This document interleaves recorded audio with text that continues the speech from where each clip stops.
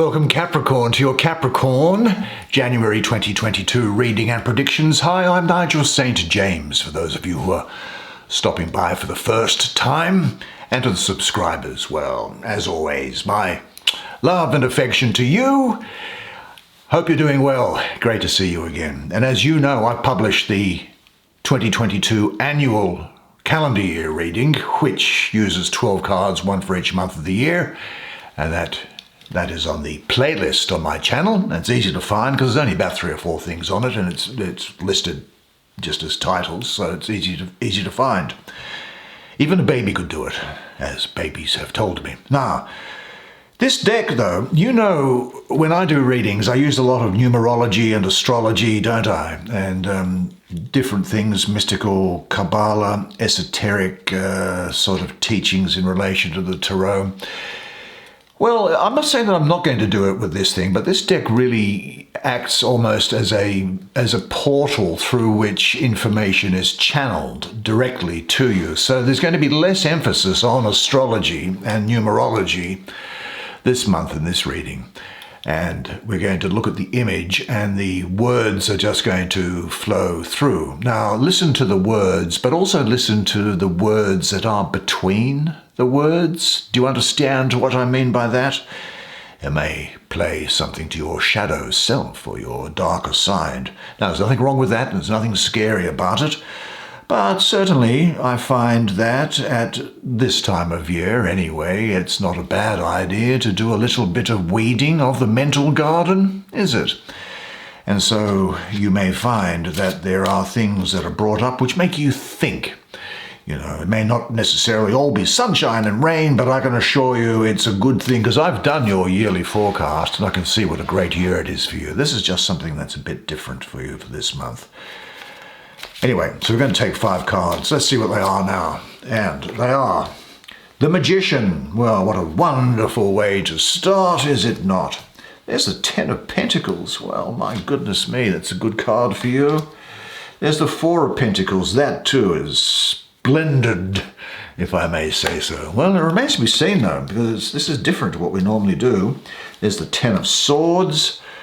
Let's see what's going on in here. Let's grab something from here, shall we? What is this one? There's the 8 of Swords.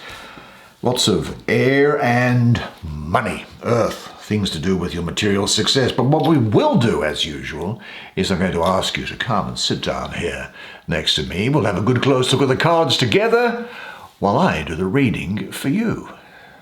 Here we are, 1, 2, 3, 4, 5. Let's have a look first at the Magician and see what the Magician has to say.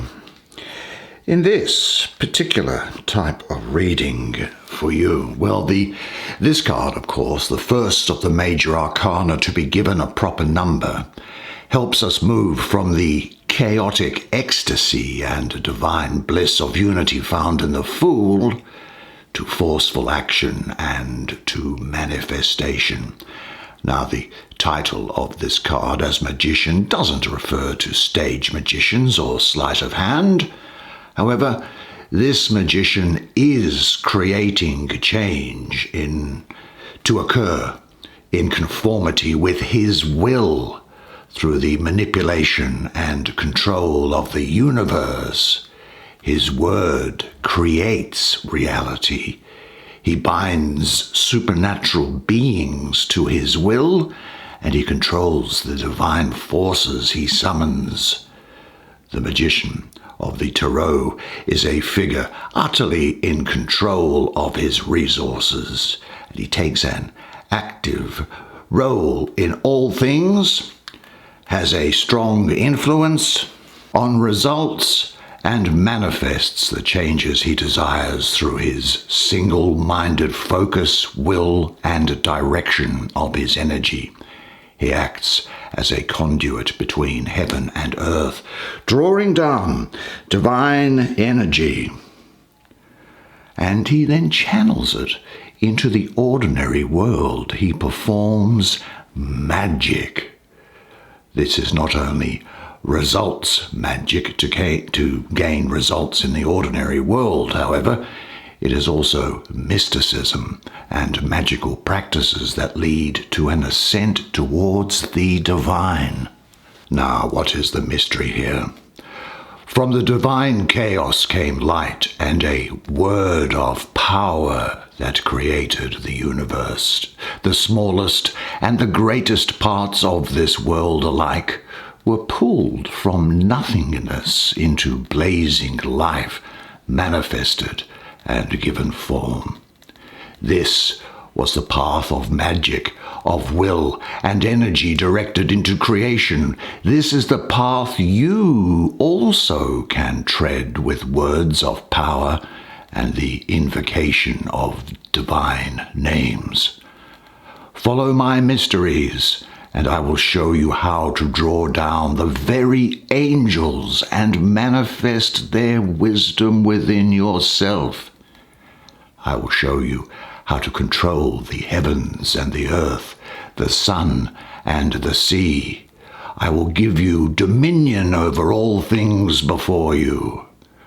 When I ascend towards the divine, it descends towards me. At the point of meeting, the universe is recreated. In me, divine fire is transformed into the waters that nourish the earth. In my actions, my will and energy are directed towards a goal. My mysteries are those of focus and will, active creation and manifestation. Walk my roads, and I shall show you your nature as a conduit of the divine, that you may project your will into the world and make it anew with each word you sprout. Well, where shall we go next? I think we might have a look and have a little bit of swords action, I think.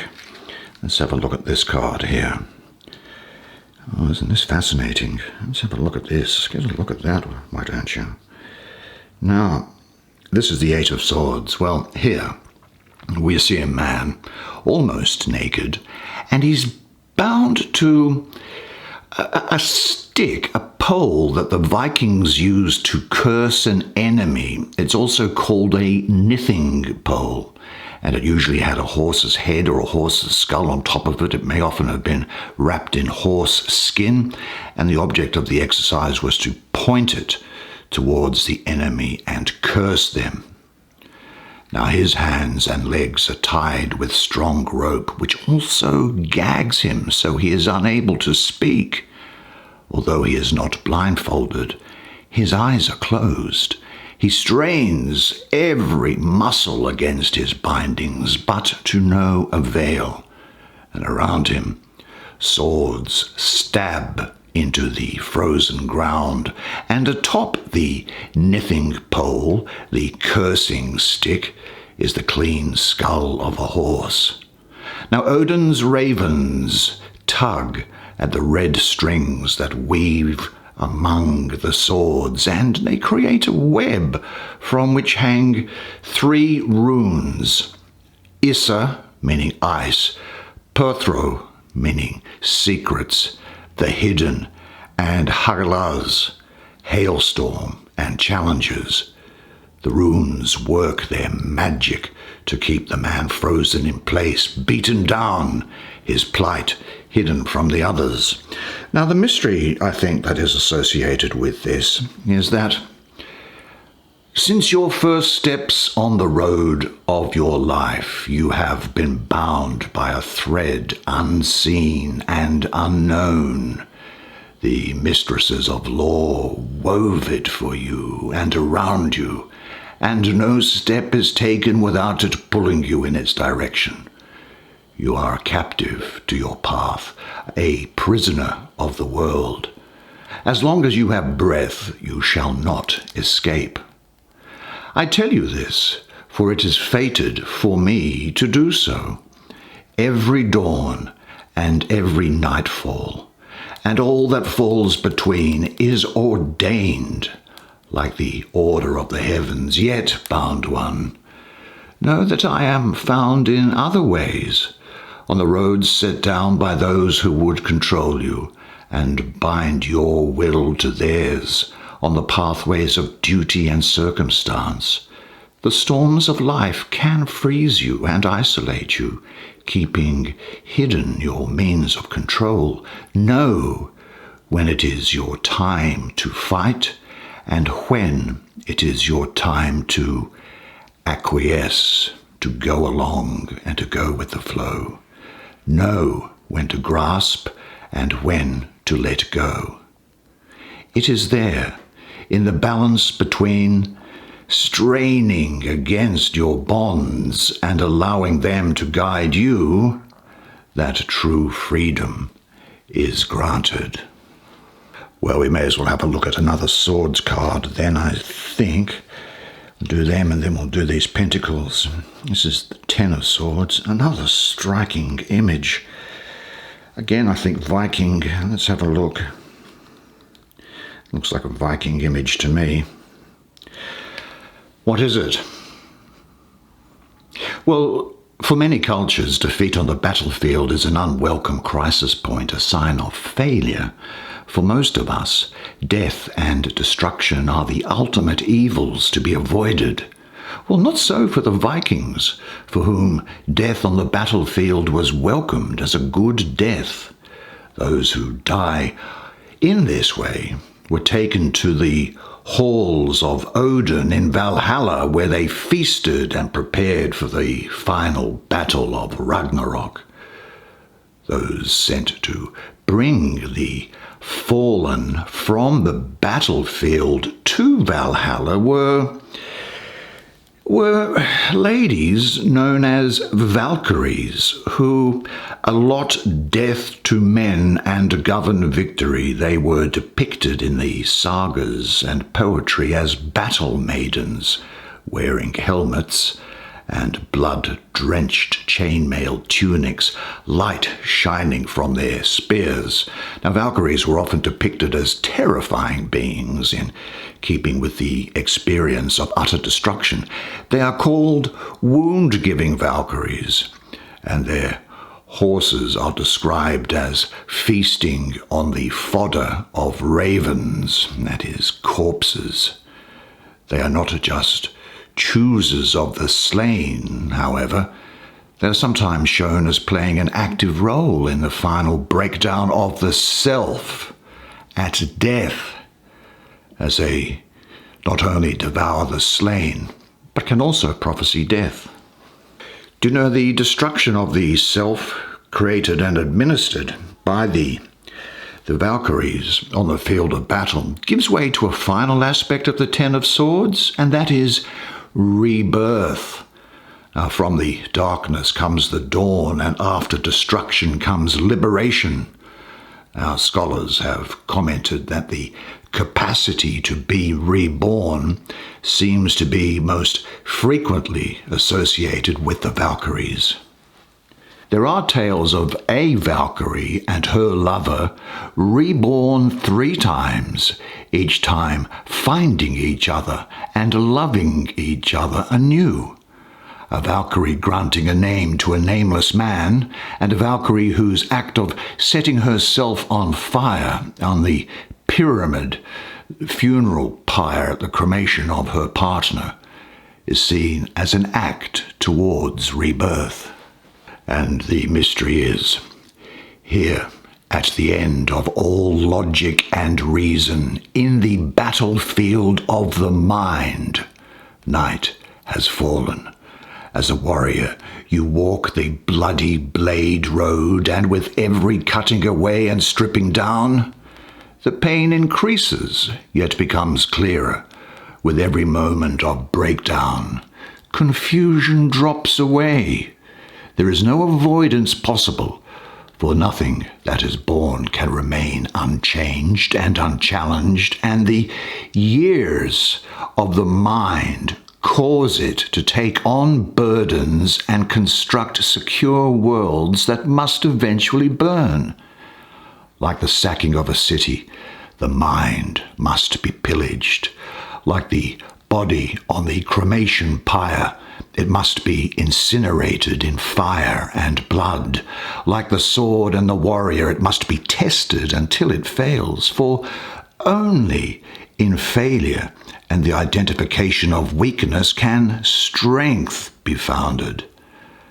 I come to you, bloody one, on the field of raven fodder, astride great beasts that will consume you, shaking a spear and thundering the loud battle cry for all to hear. Here lies a god to whom death came lovingly. Ignore not my outstretched hand, but embrace me as a lover, for on these cutting roads you can love tenderly your destruction and welcome your end. Let me take you as my lover, and we will pass the night in your burial mound, there to welcome the new dawn with loud cries, rage, and a feast for the ravens. Well, let's have a look at the Pentacles and have this one here. Let's just go in on top of it so you can see the art. Now, I think that the painting here depicts one of the last of the great kings, probably of Angkor, which is in the Khmer Empire of Cambodia.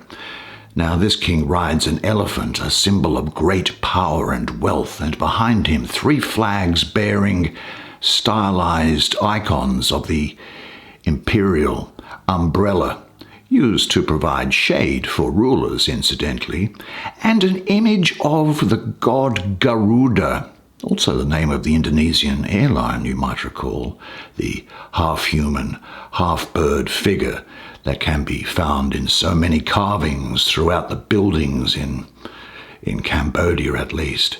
Now, the king holds the 4 pentacles of this card close to him, maintaining his comfort and security in doing so. His empire and legacy rises up in the distance. And the mystery, I think, is probably something like, when you have increased your wealth and built for yourself safe storehouses and foundations, when you can look upon the work you have wrought and see the growth of your comfort, you must become a defender, prepared to protect what is yours. Build strong fortifications, remain firm and unmoving, gamble nothing, and take no risks. Your security and the very foundations upon which you rely are at stake. I am the fort and the tower. I am the storehouse and the home. I offer you the comforts of the familiar and the safe, and I urge you to remain within the bounds of what you know. Wealth attracts wealth. Gather great stores of riches and hold them close. Yet seek not to grasp and take from others. Let not greed take your heart. You must be the master or mistress of your resources, not they of you. Then you shall know my mysteries of manifestation and control, and your legacy shall live on forever. I think that takes us finally to this 10. It is finally, isn't it? Yeah, there's 10 of Pentacles. Let's have a look here. Well, in this image, a multi-generational family, I suppose, spends time in one of the many waterways of, well, again, I'll use Cambodia here, and that city, the ancient city of Angkor.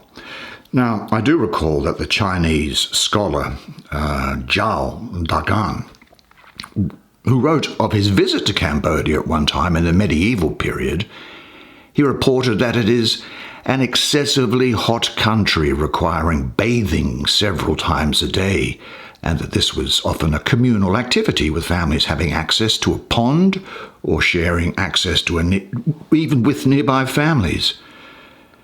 Now, other people, of course, have pointed out the importance of waterways such as these for everyday lives of the Cambodian people, presenting them as inseparable from the Khmer religion and as a centre of daily and family activity. Now, what is the mystery here? Many people, well, actually, before I say that, there's a number of other things that is probably important here.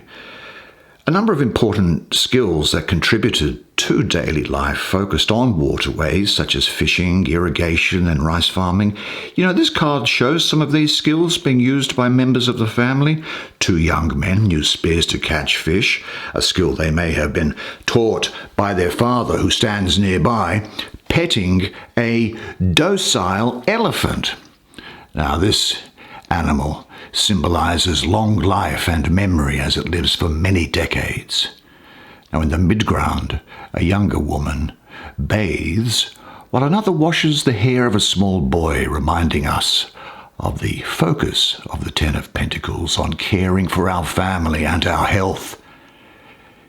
In the foreground, a grandmother teaches her young grandson how to catch fish by hand, though instead of fish in their full baskets, it is golden pentacles, representing the overflowing abundance of resources that they enjoy.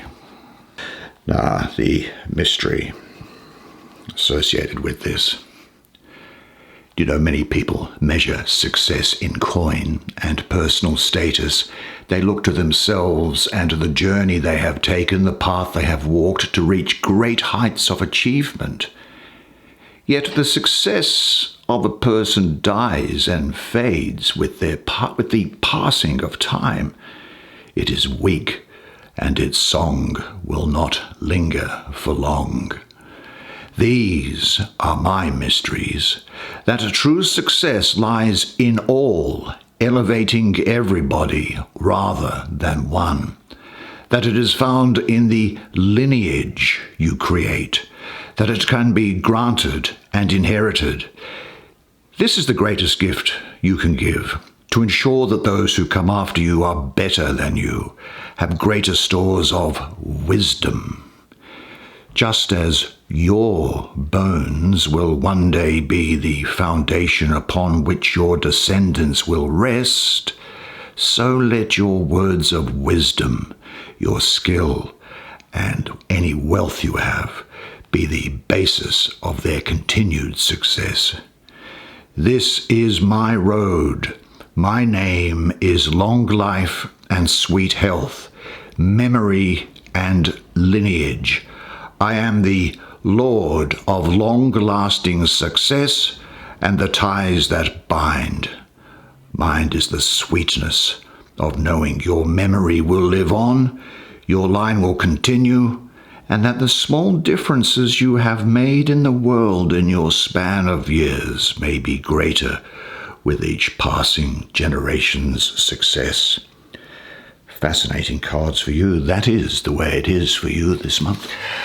Well, that's January 2022 done for you. Fascinating, absolutely fascinating, I think. Don't you? I think it's going to be a great month for you. And don't you deserve it? You really do. Anyway, some interesting food for thought there, I think, and you know how to do it. Onwards and upwards for you always. Now, remember one thing, and it's one thing to remember until I see you again, and it is this, that you are a legend, and I look forward to seeing you again next month. And until then, it's bye for now.